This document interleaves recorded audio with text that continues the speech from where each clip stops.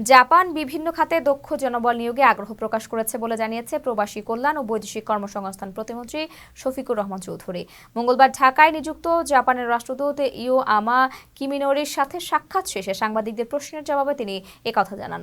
প্রতিমন্ত্রী বলেন, জাপানের বিভিন্ন খাত, বিশেষ করে কেয়ার গিভিং, কৃষি খাত সহ অন্যান্য খাতে প্রচুর দক্ষ শ্রমিকের প্রয়োজন রয়েছে। এজন্য রাষ্ট্রদূত জাপানি ভাষা শিক্ষার উপর জোর দিয়েছেন। এ সময় কারিগরি প্রশিক্ষণ কেন্দ্র টিটিসিতে জাপান ভাষা ও কারিগরি জ্ঞানের প্রশিক্ষণপ্রাপ্ত দক্ষ কর্মীদের জাপানে নিয়োগ দিতে প্রস্তুতির কথা জানান মন্ত্রী। মাননীয় প্রধানমন্ত্রীর দেশে কারিগরি প্রশিক্ষণ কেন্দ্রসমূহে যুগোপযোগী ও আধুনিক যন্ত্রপাতি স্থাপনের ব্যবস্থা করা হচ্ছে জানিয়ে প্রতিমন্ত্রী বলেন, প্রশিক্ষকদের জাপান ভাষায় দক্ষ করতে তাদের সহযোগিতা চাওয়া হয়েছে। তিনি জানান, আধুনিক যন্ত্রপাতি ও ভালো মানের ভাষা প্রশিক্ষকদের সমন্বয়ে কারিগরি প্রশিক্ষণ কেন্দ্রসমূহ দ্রুত সময়ে ঢেলে সাজানো হবে। প্রবাসীদের বিনিয়োগের শতভাগ নির্ভরযোগ্য প্রতিষ্ঠান প্রবাসীর সিটি লিমিটেড। এখানে বিনিয়োগ করে হালাল মুনাফা অর্জন করুন।